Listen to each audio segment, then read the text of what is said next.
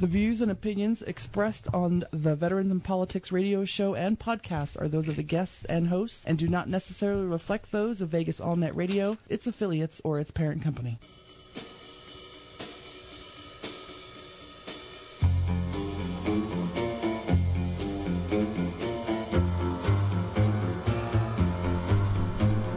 Well, this is Steve Sanson, Jim Jonas with another episode of Veterans in Politics. Today's guest is going to be Rod Woodbury, attorney and Boulder City Councilman-elect. And then we're going to have Phil Valentine, who's a producer and director of military films. And the latest one is Women of War. Women of War. Jim, do you think that women should serve in combat? Serve directly in combat? No. Oh. Well, we're going to have to discuss that. Anyways, how you been? Pretty good. Yeah. Pretty good, yeah. You have any rants? Well, actually, mainly what I just wanted to say is that I really hope that people understand the significance of this weekend and not just take it as, you know, another excuse to barbecue and get an extra day off work, which is great that we have an opportunity to be able to do that. But I just want people to really, truly understand the significance behind Memorial Day, what it stands for, and to just take a few moments to really think today when you're out, or tomorrow when you're out having your barbecue and you're getting your extra day off work, that you really stop and think about why you're able to do that, why you have the freedoms that you do, and just, you know, really just take a couple moments to really understand what it's all about and not just a free day. Yeah, folks, for those of you that don't know what Memorial Day is about those men and women that gave their lives, and did I say men and women, that gave their lives for you to be free. So while you're over there pushing that hot dog down your throat, slapping that burger across your face, you know, having your day off, paid day. It's paid day for these federal employees out there. Well, too, you know it is for the federal employees. Yeah, while you're having this paid day off to stay home and sleep in late, think about those men and women that died for you. You know, matter of fact, Jim, I started this new job. Did you? Yeah. My God, it's 12-hour shifts. 12, 12, and 12, 3 days. So it's 36 hours in 3 days. I'm going to knock 36 hours out in 3 days. It's for a private security company. You know, we're all dressed up, looking all pretty. Yeah. And apparently the company that I'm working for, excuse me, the company that I'm working for, does all the security, all the executive protection security for all the hotels in town. And yesterday, which is my first day, I was outside of the marquee at the Cosmopolitan Hotel. Okay. Jim, I have to tell you that I have seen so many women in that 12-hour shift that if I don't see another woman, I'll be fine. Somehow, Steve, I doubt that. But anyways, those folks, I was asking them, I said, why are you here? They said, well, I'm here for Memorial Day. And I say, you know the meaning of Memorial Day? Oh, yeah, it's for me to have fun, for me to party. So I said, are you going to do anything special for a troop or somebody that passed on, that gave their life for your freedom? And they said that, no. I'm like, are you kidding me? You know, you're not going to put a flag on a gravestone over there at the veteran cemetery or when you see a troop call up and say, thank you for your service. Thank you for your service. Or something like that. And they said, no. So a lot of these Americans that are out there, that they just naive to what these days are all about, and they're real. And some of them are real, especially the clubbies, or you want to call them. Yeah. They're real upfront about it without any like kind it's no big deal. Like yeah. it's no big deal. So it's just really discouraging. Yeah, because I mean, I feel bad that I can't be back in South Dakota because, you know, my grandma passed away not too long ago. Right. And she's a Korean War vet. Right. So the whole family is going to visit her gravesite today and put a flag out. And that's what their whole weekend's going to be about. So should be good. It'll be fun for them. Yeah, it'll be fun. But, folks, if you guys want to come out, I'll be in front of Marquee again tonight. And there's a lot of us security folks out there, and you see us, we're all in dark suits, so it's fun. But on the political level, let's go with the North Las Vegas race. Look like the police and the fire union really want to oust out Councilman Richard Churchio. Yeah. I'm like, you got to be kidding me. Because this man stands up against what he feels might be an injustice or money's being wasted here and there, and they want to oust him out for that. Well, yeah, and that's pretty typical, unfortunately. That and actually, this kind of leads me into a rant I didn't know I was going to have. It really frustrates me about unions, and so people ask me all the time, well, how can you be anti-union? And I said, well, fundamentally, I'm not anti-union, but when unions, especially service unions, when you start getting into teacher unions and firefighters and police unions, and when they're not willing to make concessions like we have to make in the private sector in downtimes, it just puts a bad light on all unions, and then unions get painted with a broad brush that they're not willing to make sacrifices. So it looks like the fire and police unions, they just want more spending dollars, and then when these elected city officials, like Councilman Churchio, won't give it to them, they want to oust them out. And everybody's making cuts and sacrifices. I'm not saying that we don't need a strong fire and police out there. I'm saying that we all have to tighten our belts, and here you have elected officials that are not scared or intimidated to say, hey, look, fire, police unions, you have to tighten your belts too. Yeah, and the thing is he comes right out and he's very specific about what he's talking about, and these are targeted programs that he feels that there's too much fat in. It's not like he's saying, hey, you know what, firefighters, police officers, we're just going to cut you 15% across the board. Right. So, I mean, he's come out and he's done his homework, and he's been really specific about things. So for them to paint him as being irresponsible or going after him is pretty unfortunate. Unfortunately, though, that seems to be the tactic that unions have employed lately. So. Which is sad. And for those folks out there, I want that live in the North Las Vegas area that live in Councilman Richard Churchill's ward. We'd like you to go out and vote for him, because he's a straight shooter. He doesn't talk out of his butt. He's not going to tell you what you want to hear. He's going to tell you what is coming from his heart and what he sees by looking at the numbers. He's going to tell you exactly. You don't want a fake politician. If you want a fake politician out there, vote for his opponent. If you want somebody that's real and a true fiscal conservative that's going to look out for the city as a whole, then you vote for Richard Churchill. Absolutely. And there's another thing in the news, and here we are giving kudos to a Democrat. Right. And now we're going to have to go after another. We have to go after a Democrat right now, because you have Brian Sandoval, who's a Nevada governor, right, on a Republican. As that really matters in this case, he's asking Attorney General Catherine Mastos to ask for clarification from the Supreme Court about this $657 million budget shortfall. And here you have the Attorney General say, no, I'm not going to do it. Yeah. What the heck is going on with that? This is the second governor she just snapped her nose at, or second Republican governor.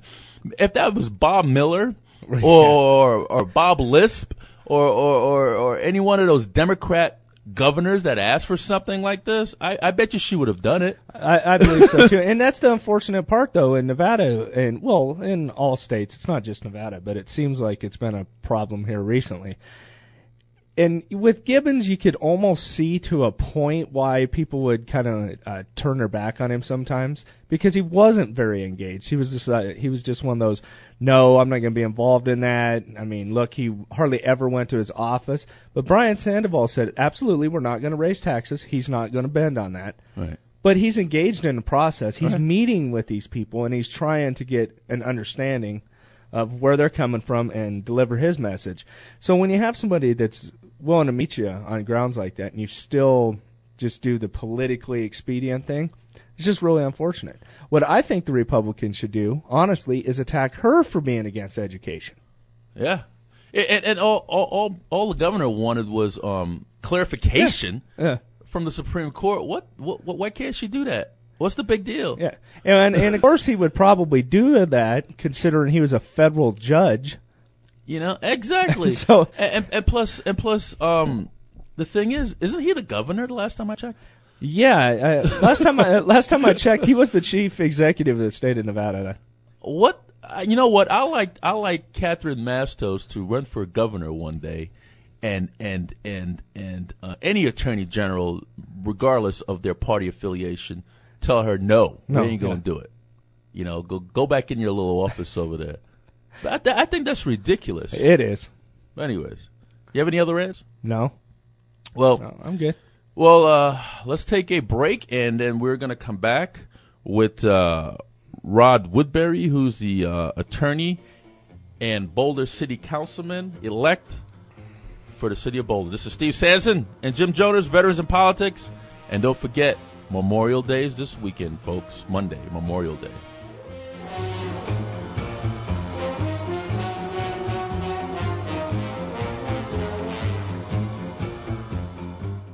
Are you a business owner struggling during these economic times? Please listen up. How would you like to put your business and services in front of every resident and business in the Las Vegas Valley for less than a penny per home? Yes, that's right. I said less than 1 cent per home and business. And how would you like to have a dynamic and exciting online presence with the major search engines? How about an online video for your business and a fully optimized website with absolutely no setup fee? Hi, my name is George. If you are interested in these and other services that can make your phone ring with clients and prospects, then call me at 702-296-8394. Just call George at 702-296-8394. Thank you.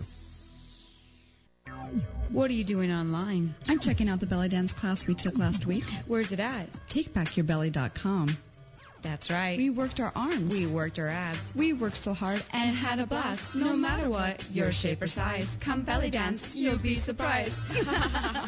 For class schedule and location, log on to TakeBackYourBelly.com or call 219-3151. This public service announcement is brought to you by Veterans in Politics International. The Veterans in Politics mission is to teach, educate, organize, and awaken our veterans and their families to select, support, and vote intelligently for a better world, and to protect ourselves from our own governments and a culture of corruption, and to be the political voice for those in other groups that do not have one. There are too many homeless veterans, and more help is needed from the VA. Every Veteran Service Organization post should adopt a local homeless veteran. The funding of VA medical centers is inadequate, and building a VA hospital in southern Nevada is moving at a slow pace. The budget has been flatlined for too many years.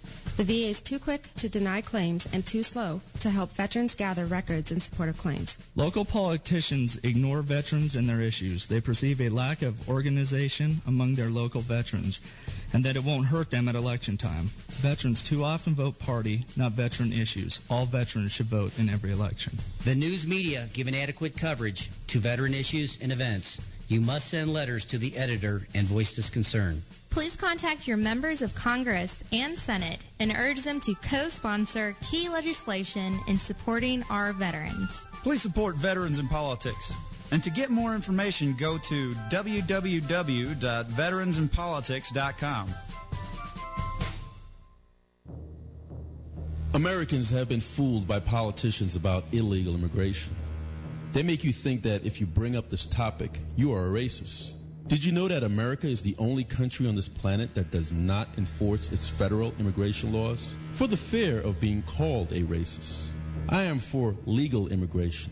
I was born on the island of Jamaica, became an American citizen, served 12 years in the U.S. military, served in Desert Storm, and received a Presidential Unit Citation, National Defense Medal, and Marine Corps Commendation. Our immigration laws serve a purpose. I understand that this country was founded on immigration, but there is a wrong way and a right way. I'm here to tell you that illegal immigration is breaking our federal laws. Why don't you call me a racist? This is Steve Sanson.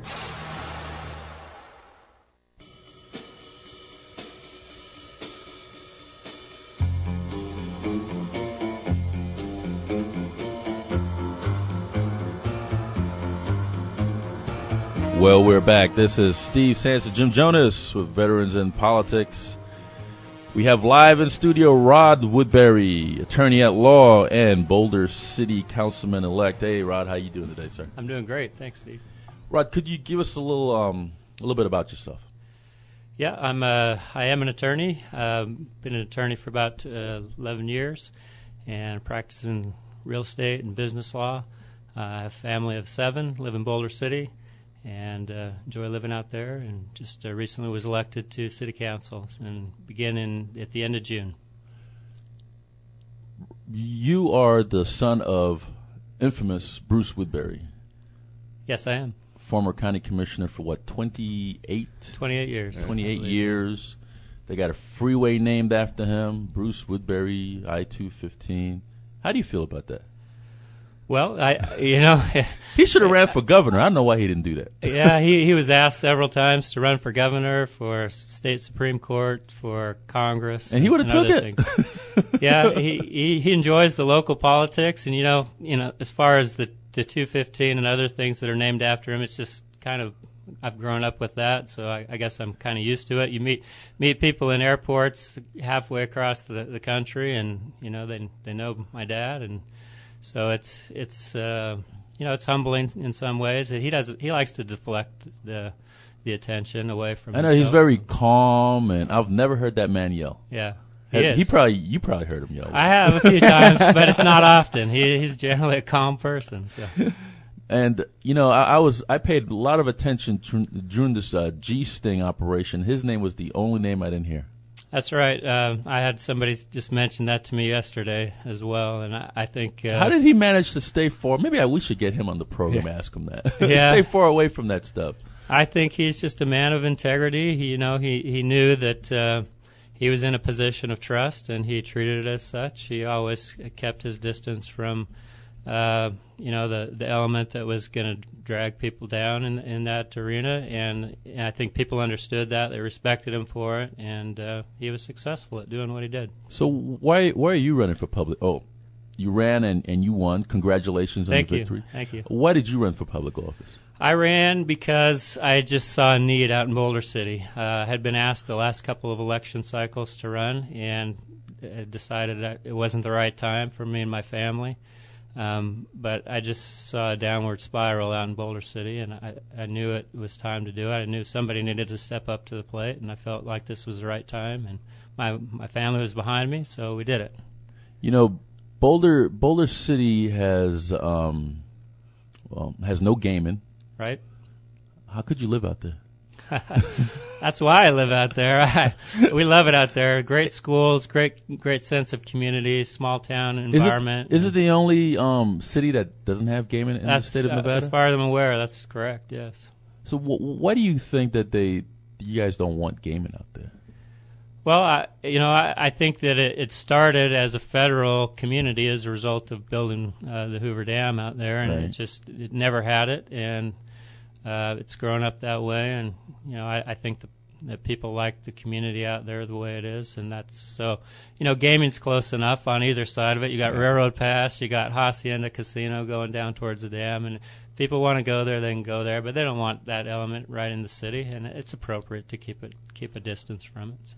And I know they recently finished building that bypass from Boulder City to Arizona, and right. What I'm hearing is that you guys are having a lot of traffic on that Nevada Highway. Was it Nevada Way? What was it called? Nevada Highway, Nevada Way, both. It is a bottleneck right through there.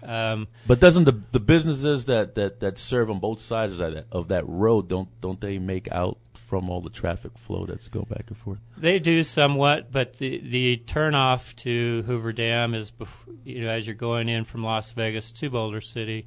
It's before you really get to the business district. So the traffic, it really is a negative impact. Of course, it's going to affect somewhat, but people want to come to Boulder City. They're going to come there, and they're going to come to the old town part of the city, and they're going to stay in the historic district. And I think that's going to continue regardless of whether we have the traffic. But it's been a nightmare in terms of traffic. It actually wasn't too bad today. I was a little surprised. But right.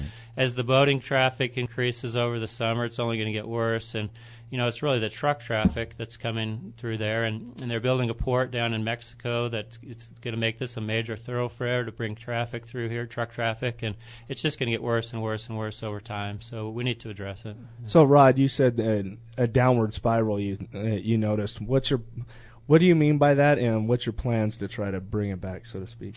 Well, what I mean by that is I just saw a lot of negativity, a lot of counterproductive things going on. There was just a general incivility out there. We all know that there needs to be, debate, and the issues need to be aired and discussed and worked through. But I just, I saw a lot of tactics, ambush tactics and things like that, we're not accomplishing things when that kind of thing happens. People feel disenfranchised out there. They don't feel like they can participate in government because they feel like the issues are going to be polarized and they're going to get shouted down, and so they don't want to participate. Right. And so many people just said, I haven't even looked at city council for a couple of years because of that reason. So Your population is what, 10,000 out there? It's about 16,000, yeah. Oh, that much? Yeah. Mm-hmm. Oh, okay. I used to sit on the Nevada Cemetery Veteran Advisory Board. Okay.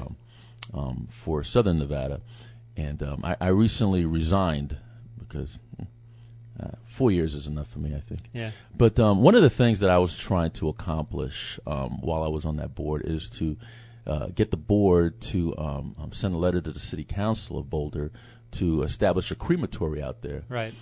Because what I was hearing is that that when families bury their loved ones, they have to take them all the way to Henderson, Las Vegas, right? Which is an extra, I believe, for transportation costs. I believe $400. Sure. I think, and some of these families don't have it. And I know they were trying to get a crematory in Boulder City before, and one of the a few of the arguments was that the pollution of the air and the smoke and stuff like that. And I recently found out about a year ago or 2 years ago actually, that crematories are not like that anymore. That they're more modernized with better technology, right. And you don't have all that.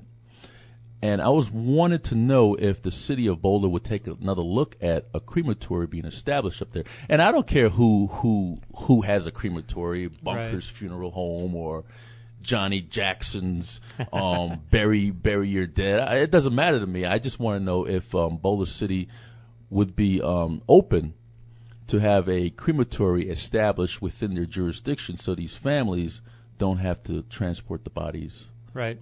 I think it definitely is something that we need to take another look at. I think, public safety certainly is an important issue, and right. It's something we need to address. But I think you're right. The technology's there, that it's not a pollution problem anymore. And in listening to other council members, I think that they would be open to considering that as well. So it certainly is something that the families of these deceased have expressed concern right. about. It is an extra cost. It's a nuisance. It shouldn't have to be that way. We pride ourselves in Boulder City on having that veterans corridor down from the veterans home all the way down to the cemetery and Veterans Memorial Drive there, and it's an important part of our city. So yeah, I think we should look at it again. Yeah, you guys are very veteran oriented. I got to say that.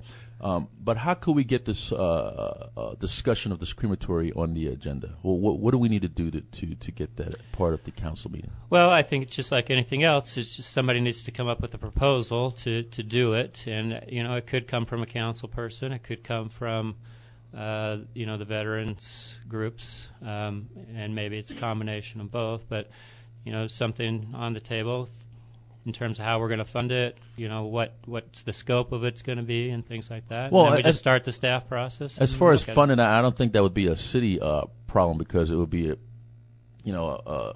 Any one of the funeral homes would probably just put that as part of their right. their package deal. And how these funeral homes have package deals?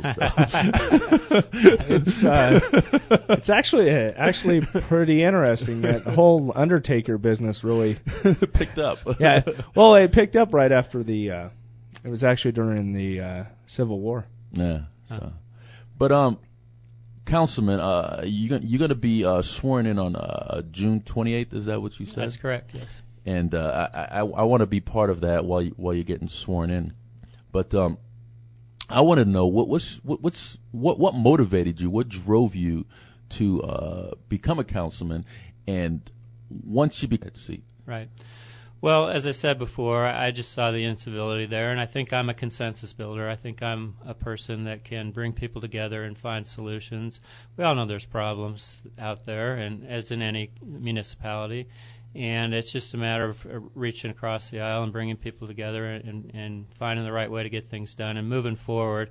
You know, you're going to have 30% or 50% of the people maybe that don't like you just because there's an issue on the table, and that just because you're elected, and you know, that doesn't bother me. I think people just need to take a stand and make things happen. And so, you know, I've come from a family, as you know, of public service, and I believe that it's one of the highest callings to be a public servant, and I take that seriously, and my family takes that seriously. So we want to move forward in Boulder City. You know, some major issues out there are the balancing the budget and the economic woes that we're having, and making sure that we continue to maintain the level of services we've been having and do it in a cost-effective way. We need to increase our city's revenues. We need to increase the renewable energy corridor. Do you have any ideas of how you would increase the city's revenue?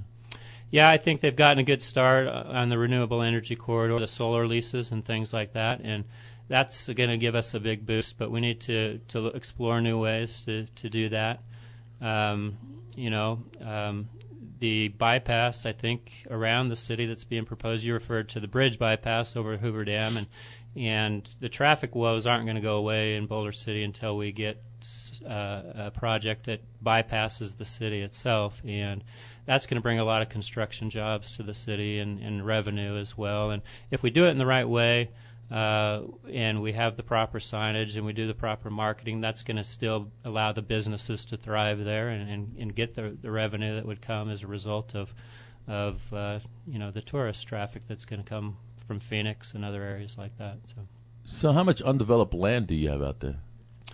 We have a ton of land. That's one of our big strengths as a city. Because you guys don't like to grow too much. We don't. We have slow growth ordinance out there, and we like that. And you're not going to see huge growth, but we go basically from, the Hacienda Hotel down by the lake, all the way, almost out to Nelson, Nevada, and the Dry Lake area, and even behind Henderson, in a lot of areas that people don't know. Some of that's undevelopable land, but you can use it for things like the renewable energies, where you can put wind, right, things like that. So there's still a lot that can be developed out there, and if it's master planned in the right way, we can use it. So, Councilman, what's your take on home rule? Are you a fan of it, or I'm sorry, on what? Home rule. Home rule. Yeah, where you guys on a local level should be able to raise taxes, even if on the state legislature won't do it. Well, I think it's a bad time to be raising taxes. We're going to do whatever we can to hold the line on taxes, and I think that's a general feeling across the board. Nobody wants to see their pocketbook cut into any more than it already has been, and so that's where I stand on it. If it has to happen, we'll look at ways to do it in creative ways, but I don't think it does have to happen. Okay. Well, how do you feel about Veterans Court, since you are an attorney? Veterans Court? Right. In what respect? Do you think it's something that we should have established within our state? Well, which is law, but do you feel that it's something we should establish in our state?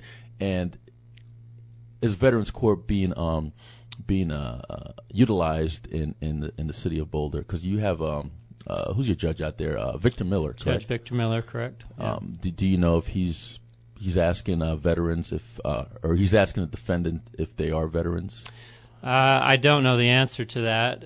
My suspicion is that there's not a lot of that going on. Okay. I don't spend my practice doesn't take me out to Boulder City a whole lot, but I think that the military courts are important in a lot of different ways, and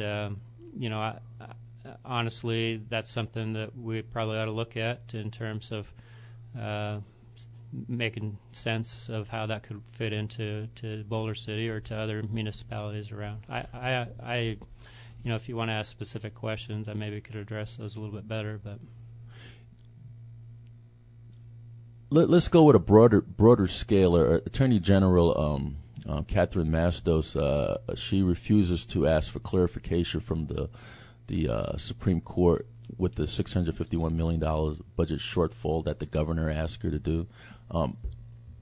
Being an attorney, what's your take on that?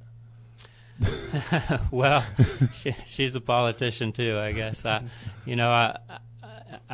think that it's a sensitive issue. And that's probably why. Doesn't the Attorney General actually falls beneath the governor's office? Right. There's obviously a separation of powers there, and so but certainly there's interaction there. You've got the checks and balances of the executive and the legislative and the judicial. But yeah, I mean they're basically an arm of the governor in the state of Nevada. Okay, I just wanted to get your feel, Councilman, see what your legal mind is about. Just try to feel you a little bit as far as how you think. But congratulations on your victory. Thank you. And do you have any last words? I appreciate you having me here today. It's a great weekend, obviously Memorial Day weekend, to think about veterans, and my family and I are going to spend time doing that and talking about it and making sure that we have veterans in our prayers. And I'm not a veteran, but I come from a family of veterans in everywhere from the Civil War to the Vietnam War and even Afghanistan and others. And so it's important to me that we take the time as a nation and as a state and in our municipality to honor them. And we're going to have 23,000 flags out there in our cemetery, and we're going to have services, and we're going to have the Boy Scouts. Are you going to be there? I'm going to be there. Yeah. Very good. Very good. Do you have a point of contact information? Phone number, web page, or email address? Sure. My political campaign website is rodwoodbury.com. You can reach me at 933-0777. My email is rod@rodwoodbury.com. Well, Councilman, thank you so much for being on the show. Thank you. And hope to get you on in the near future. You have anything else for the Councilman? No, that's about it. This is Steve Sands, Jim Jonas of Veterans in Politics. That was Councilman-elect from Boulder City, Rod Woodbury. And don't go away, folks. We're going to have Phil Valentine, producer, director of military films.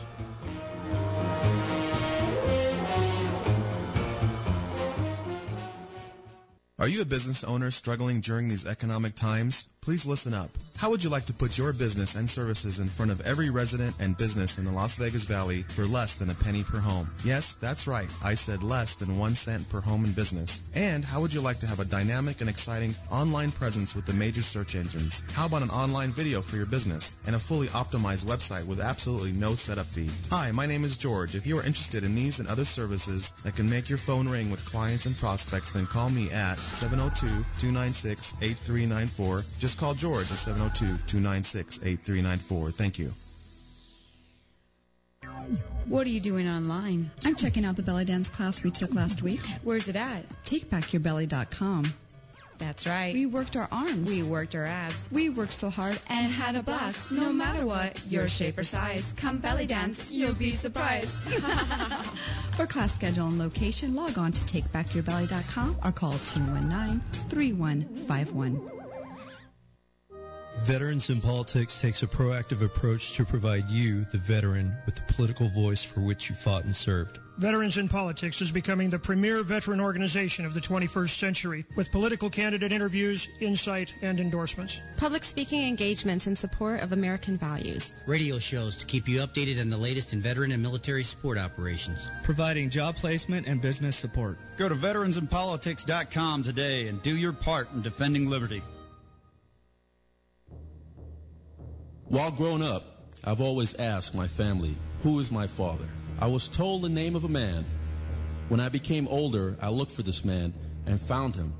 He thought that I was his son as well, but after a DNA test, it was discovered that my family was lying to me all my life. I pressured my family to give me the real identity of my father. I then became suspicious and took my grandfather's DNA.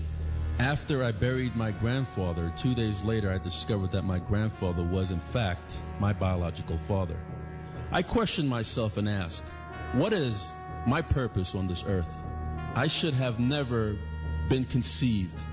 But when I look at my 4 children, I knew that everything happens for a reason. This is Steve Sanson. Find your identity.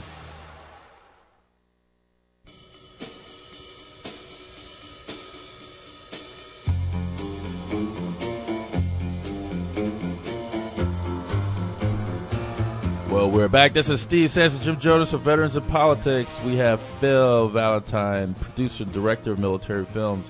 Phil, how you doing today, sir? I'm great. Well, welcome back. Thanks. It's been a couple of years, I think. Yeah, the last film I remember you did when you were on was United We Stand. Who Will Stand? Who would stand United? Who Will Stand, yeah. It was just there was no United there? There was no United in there. I could have sworn there was some kind of United in there.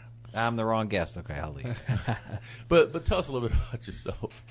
I started out back as an actor back in the 70s, and then in the 80s I started writing and directing, and then in the late 90s started producing. And then recently, not all that recently, in 2007, local lawyer Jerry Gillock had asked me to produce a documentary on combat post-traumatic stress disorder. So I did that. I got together with Michael Beddick, who I had known, who was a great music composer and editor and does just about everything. And the two of us just went out, and with Jerry's money, and it's good spending other people's money. It is. Yeah. It was very nice to have somebody actually that doesn't look over your shoulder and trusts that you'll come out with a good product. So we went out and we made Who Will Stand, which was eye-opening for us as well. It won, I think, to date 9 awards, wow. 9 film awards. And then, the comment that we got a couple of times was, why didn't you interview any female soldiers? Wow. And I said, well, we only met 2, and neither one of them wanted to talk. Right. So when Jerry had come up with the idea recently and said, why don't we do one on female combat veterans, because that's something that's kind of new in the military. Right. I was like, well, good luck getting them to talk, because I couldn't get them to talk. But I said, I'll give it a try. And just so happened that there was an all-female warrior ride in North Carolina in March. And we asked if we can go, and they said, yeah. And I still was not optimistic that they were going to talk. Right. And we got there, boy, they talked. Really? And that's the first time I had heard... let me stop you right there, sure. Phil. How many years between the first time you're trying to get a woman to talk until when you finally did? How many years between? It was about 2 years. It was 2 years. Cause generations changed since then. And yeah, here was the interesting thing is they had brought up something called military sexual trauma, which I had never heard that phrase. And I guarantee 99% of the people in the general public who are not military have never heard the phrase military sexual trauma. But everybody in the military knows it. Right. So I kept hearing stories of sexual assault in the military from these girls. So I started to research that, because we were just doing a documentary on how post-traumatic stress manifests itself differently in women than it does in men. That was our subject matter. And this military sexual trauma, or MST, came up. And I did research on it, and I was just shocked. It's been going on for a very long time. It's been going on for a long time, but now that women are in combat, it's actually escalated. I mean, from 05 to 06, it went up 40%, and this is the Pentagon's number. So I'm not going to debate percentages. Right. You usually add a few percentage on their numbers. Yeah. So I mean, they said 40%, and then from 06 to 07, it went up another 25% on top of that. Right. So this became what is now the focus of this documentary, is military sexual trauma, because. According to their statistics, 1 out of 3 female soldiers who enter the military will be assaulted by a fellow soldier. So the challenge for me is I don't want this to be an anti-military film. So how do you feel about you remember that movie with Demi Moore? G.I. Jane. G.I. Jane, and women trying to become part of a special forces team, which is the training is significantly hard, and there is no separation between women and men as far as the training is concerned. Everybody does the same thing, which it was originally established for men and not for women. How do you feel about women being in these elite forces? Well, it's a complicated subject because you want to say if you can run just as fast and you can shoot just as well, why shouldn't they be given the opportunity? But they're talking about body strength, right? And there are some things that they can do in combat that they can certainly do as well as men that doesn't require that body strength. But what people don't understand is when you allow them to fight in combat, it complicates things a tremendous amount. You have to have separate latrines. You have to have separate sleeping quarters. I mean, you don't have to, but you really need to because, it creates a tremendous amount of additional stress. And, when you're a commander and you're being deployed and you're running missions, that's your focus. Right. Anything that complicates that, so I find a lot of the older commanders and stuff like that, it would be a simple fix to just pull them out. Okay. Question, and I might run a tangent on something else because I think that's where I'm headed. You talked about separate latrines and separate living quarters for men and women, and that's because why? Why do you think they should have separate living quarters? Well, because what they're finding out is now when they're sending the women over there, they're not allowed to go anywhere by themselves. Some of them carry whistles and some of that because there's a very high rate of sexual assault in the military. I mean, you got to figure if 1 out of 3 women is going to be assaulted in the military. I mean, imagine that in the corporate world. If you were a woman and you applied for a job and the guy said, "Hey, you're totally qualified. This is great. Oh, by the way, 1 out of every 3 women in this company is sexually assaulted." You wouldn't even fill that application out. The reason being because men are by nature attracted to women. Well, sex and even infidelity and everything, that happens in the military. What they're talking about is unwanted I know, but I understand what you're saying. But because men are physically attracted to women and vice versa, correct? Mm-hmm. So what about gays in the military? Do you feel that they should have separate living quarters? And no, because and the reason why I'm saying this, I'm not trying to put you on a defense or anything. Not at all. I'm just trying to. Because when it comes to gay men and gay women, gay men are attracted to men, gay women are attracted to women. So wouldn't there be maybe I don't know, maybe if they're attracted to each other, and wouldn't there be some kind of unwanted sexual advancements there as well? Oh, I'm sure there are. And I think any unwanted sexual advance, whether it comes from a man or a woman, is an unwanted sexual advance. So you think there should be separate living quarters as well? No, what I think is, in a perfect world, what I think would be great is that no Marine ever assaults another Marine. No soldier ever assaults another soldier, whether it's a man or a woman or whatever. It'd be great if they could all, I mean, and a lot of them do, they have the same living quarters or sleeping quarters or whatever, because when the women went over in 2003, it was like nobody was ready for them. Like nobody told them they were coming. Right. So they slept in the same, barracks or quarters or whatever with the guys. For the most part, nothing happens, and that's great. When you're talking about showering, or going to the bathroom or whatever, I mean, that's a very uncomfortable situation. When they're out running missions, you got to go kind of a thing, that happens. But at some point, when you're back inside the wire and you're in the fob or whatever, I don't think that men and women should be showering together, because then I think you're inviting, any sexual harassment, if not sexual assault. I mean, that's just too uncomfortable. I think a lot of women stop taking showers. I have I've done 12 years, and a few months of that was combat tours, and I know a lot of my brothers in combat or in the military would probably disagree with me, but my personal take on it, I think that women should serve in combat. I think that there's a lot of women out there that could kick a lot of these males' butts, and I've seen it done. And a lot of women do outshoot men because I don't know why, because I guess it's natural instinct. And I don't believe there should be separate quarters. Mm-hmm. Although I'm attracted to women, but I don't think that there should be separate quarters. I think that they all should be in the same quarters. Mm-hmm. And the reason why I say that is because when they were bringing up gay rights in the military, and one of the things that I argued with, I said, what about the logistics? If a man is attracted to a woman, that's why you have separate quarters for men and women. Mm-hmm. So if a man is attracted to man and a woman is attracted to another woman and that's what they want, shouldn't you have separate quarters for them as well? Because what am I trying to get here?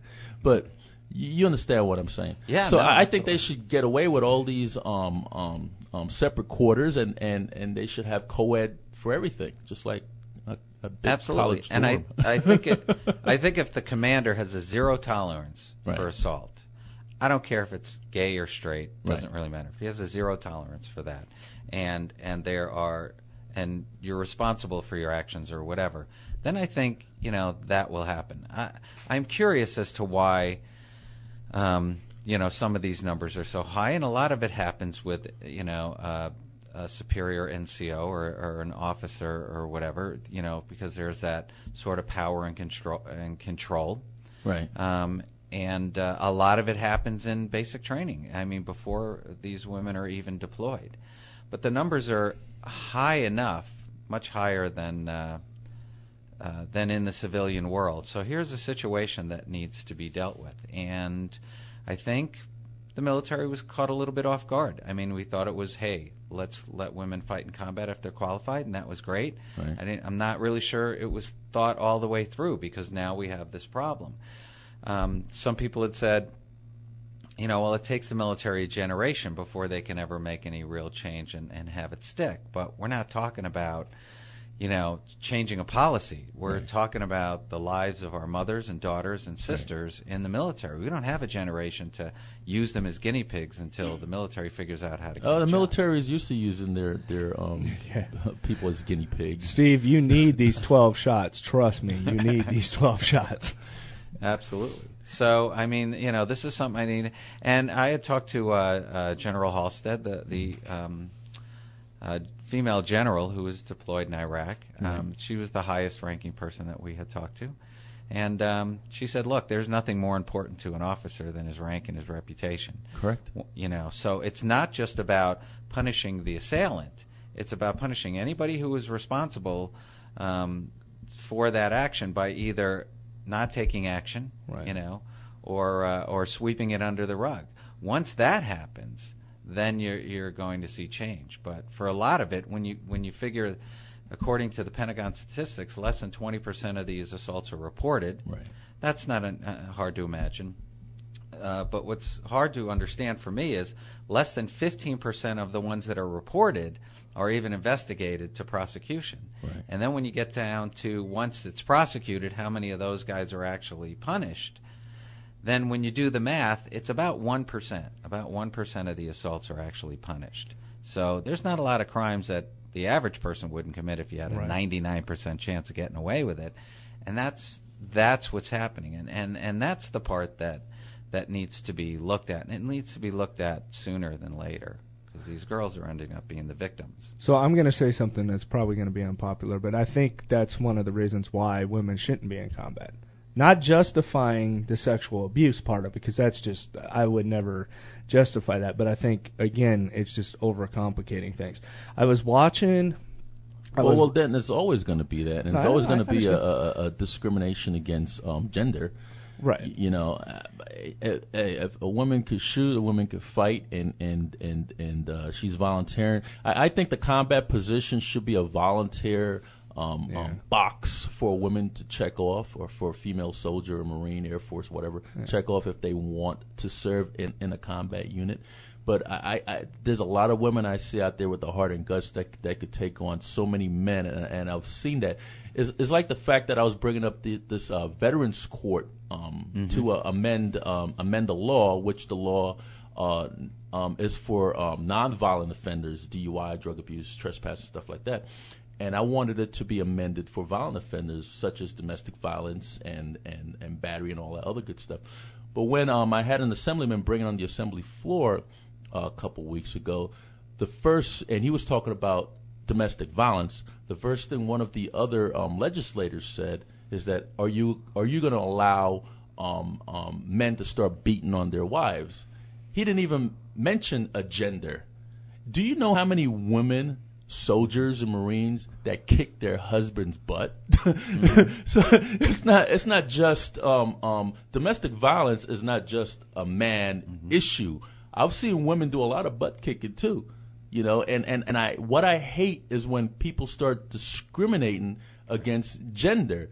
Gender has nothing to do with it anymore. You're built differently, and that's how God made you, and whatever. But discriminating against gender it should be outlawed, because there's a lot of women that could do 10 times the amount of stuff that men do, and have the heart and guts to do it. I've seen women, when you tell a man to do something, some men go, no, I'm not going to do it, because they don't have the heart, they don't have the drive, they don't have the guts, they don't have the discipline. And there's some women that will just do it. They have more guts and more determination driving it than some of the men. Well, I think you're right, Steve. But what you're talking about is, I'm just playing devil's advocate here. The counter argument to that is, as a general rule, men are stronger and faster than women. As a general rule. But if you start taking it on an individual basis, yeah, because I'll be perfectly honest with you. There's a couple women I'm not going to fight, so I think that's where their counter argument comes in. But if you could get a situation like you were saying, where it's a voluntary box, and then if they meet the qualifications, then why not? Yeah. No. Yeah, no, not at all. And a lot of these women that are coming back, they suffer with post-traumatic disorder. Theirs is actually a little bit more complex, because when you're running missions outside the wire, that's your high-stress environment. When you come back into the FOB, it's not that you're perfectly safe, but you can decompress a little bit. You're not outside the wire. When the women are worried about not only the enemy outside the wire, but the enemy inside the wire when it comes to sexual assault, they have no decompression time. So they're always on the lookout. They're always hypervigilant. They're always worried. And that's what makes them a better fighting force, fighting tool. Actually, they're always a hypervigilant. Yeah, and they handle their PTSD differently when they come home. Because 60% of them are moms.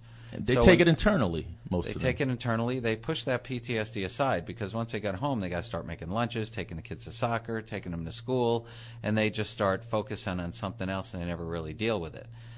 Guys, a lot of times when they're pushed to the edge with their PTSD, they isolate themselves and push everybody away from themselves. They focus on something. You know something? That's a good point, because I take care of my 3-year-old, and my other kids I've never taken care of, because I was always gone, being the macho Marine or whatever. And they're all adults, the 3. But my 3-year-old daughter, parenting is hard, especially when you're constantly there supervising. And my daughter screams and yells and whatever, and I still have to tune that out and do what I need to do. I got to, cook or clean or I got to do something on the computer, or I got to take a call, or whatever. I got to learn how to tune it out. And there's a lot of men that don't know how to tune it out. They see it and it's in their face, and they got to deal with it, But it's not really a threat. The screaming and the yelling of a child is not a threat. Right. It's not something that you need to focus on so much. But this over here, maybe you need to write a bio, whatever the story might be, whatever the job description is something that you need to focus on now. So a lot of men don't know how to tune out a crying child and focus on what needs to be taken care of. Well, in general, guys are task oriented. So it's that classic when your wife is complaining about something, and you just want the bottom line. What do you want me to do? Right. I'll just tell me what you want me to do, and I'll fix it. Right. And she's like, I just want you to hear me. Yeah. I just want you to listen. Don't need fixing. So, yeah. And you're like, what does that mean? What do you mean? You're going to present me with a problem that you don't want me to fix? Then what's the point? I mean, that's that classic, So when the kid is crying, you're like, what is it? I'll fix this. Let me fix this so I get back to what I'm doing. Right. And my wife's the same way, where the kids are crying and she'll just sit them on her lap and they can cry and talk to her and stuff like that. And I just want, what do you want? Lollipop, that'll work. Here's you just want to shut them up. Well, yeah, just find out what's wrong and find a solution and move on so I can work on my thing. So this Woman of War film that you've done, how could we take a look at that? Well, basically, we're finished shooting for the most part. We're in the editing process, but you can go and see the trailer at womanofwardocumentary.com. Send emails. I mean, if there's a tremendous story out there that we haven't gotten, or somebody who wants to talk, or if we can connect people like we did with Who Will Stand that need help. Right. We found a lot of organizations and a lot of people willing to help these women, and like the men, some of them feel a little bit lost. I didn't get a T-shirt for the Women of War film. I got one for the Who Will Stand. As soon as we make them up, I'd love to see you walk around with a shirt that says "Wow," because that's pretty much what it says. So, how many women actually participated in the documentary? We've probably met with 100. Wow, that's huge. Yeah. We went to over to North Carolina, and then we went to L.A., and just last week UNLV had a female combat trauma conference right at UNLV. Okay. And we're going to Washington on Sunday. They had one here this past week, women with PTSD. Yeah, we were there. Yeah. And we go to Washington tomorrow. Okay. Jim? Oh, Well, Phil, thank you so much for coming out. Not a problem. Pleasure to be here. And I don't know what your next film is going to be. I'll probably be Horse Sense. We're doing one on the Wild Mustang Roundup. Okay. So. Well, do you have a point of contact? I think the easiest thing is to contact us through womenofwardocumentary.com. There's a contact there where anybody can get a hold of us. Or on Facebook under Women of War. All right. Thank you so much, Phil. That's Phil Valentine, who is the producer and director of military films, and his latest one, Women of War. This is Steve Sands, Jim Jonas.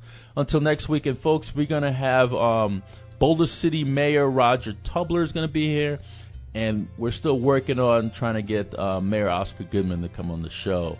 I want to have a little mayor show next week, and just with the two mayors. But we definitely have Boulder City Mayor Roger Tubler. So this is Steve Sands and Jim Jonas with Veterans in Politics. Until next week. With just my children and my wife, I thank my lucky stars to be living here today. 'Cause the flag still stands for freedom, and they can't take that